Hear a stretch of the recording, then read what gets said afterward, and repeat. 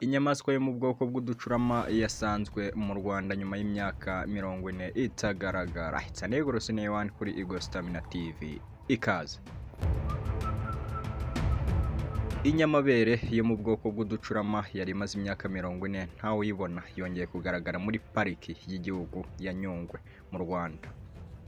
Bukaba ari ubuvumbuzi budasanzwe bwashimishije cyane abarengera urusobe rw'ibinyabuzima. Aka gacurama kadakunda kuboneka, abavumbuzi bari bamaze kugira impungenge z'uko ubu bwoko bwako bwaba butakibaho.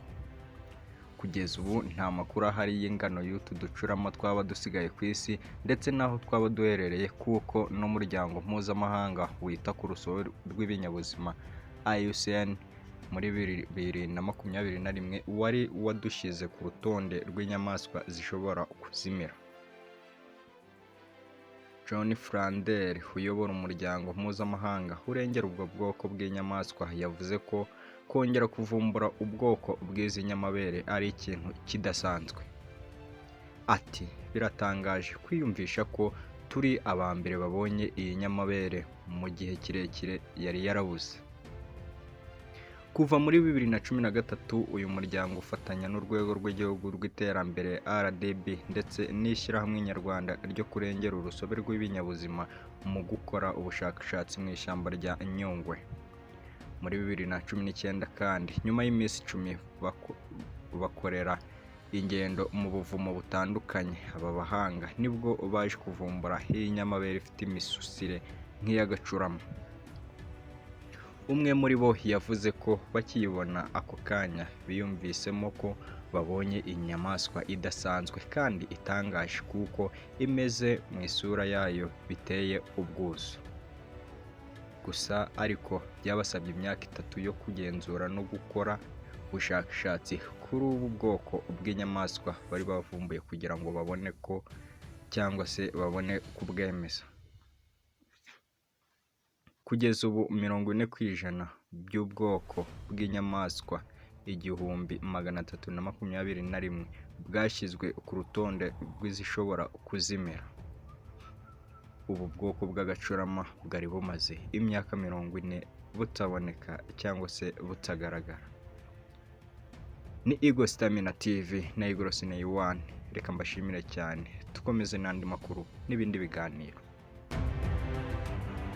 Ibyihariye ku rukundo rwa Biden yari yarakunze Whitney Houston. Hashize imyaka 10 umuririmbyi w'umunyamerika Whitney Houston wamenyekanye cyane ku isi yose kubera ijwi ry'agatangaza yitabye Imana. Uyu muhanzi watabarutse ku myaka 48 ni umwe mu bahanzi bafatwa nk'abafite cyangwa se bari bafite amajwi adasanzwe baciye ibintu mu bihe byabo.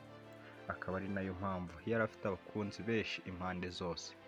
Umwe mu bari abafana b'imena ba Houston ni umunyarabia Saudite Osama bin Laden wamenyekanye ku isi nk'umuyobozi w'umutwe w'iterabwoba wa Al-Qaeda urimo yaciye ibintu ku isi yose. Mu gitabo cyiswe Diary of a Lost Girl, The Autobiography of KARABAYE cyagiye hanze muri 2006 cyanditswe na KARABAYE agaragaza ko bin Laden yashakaga kugira uyu muririmbyi umwe mu bagore be. Hari aho KARABAYE agira ati bin Laden yaravuze ngo afite ibyiyumviro bidasanzwe kuri Whitney nubwo yakundaga kugaragaza ko atiyumvamo umuziki wo muri Amerika. Yavuze kandi ko yifuzaga kuzajya kumureba muri Amerika, akaba yagerageza guhura nawe. Yavuze ko yashakaga guha uyu muhanzi inzu yari afite i Cartown. Yambwiye ko yagombaga kwirengagiza ibintu bimwe bijyanye n'aho akomoka akamugira umwe mu bagore be. Nubwo Houston yari yaramaze kurushinga na Bob Brown, bin Laden ntabwo yari yarigeze aterwa ubwoba n'uyu mugabo kuko yari afite gahunda yo kuzamwica ubundi akegukana Houston. Bof mu gitabo cye hari ahandi agira ati izina rya Whitney Houston ryari rimwe mu ya Osama yavugaga cyane. yavugaga uko yari mwiza, inseko nziza ye, ukuntu yahinduwe na Bob Brown wahoze ari umugabo we. Usama yashakaga no kumwica, nk'aho kwica abagabo b'abagore b'abandi ari ibintu bisanzwe.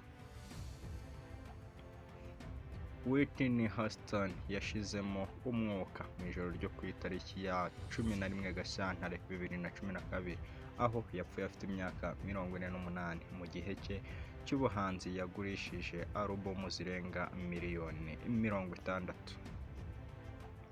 N'umwe mu bakunzwe cyane ku bw'ijwi rihebuje, ndetse hari n'abanamwitaga The Voice nk'izina ry'akabyiniro.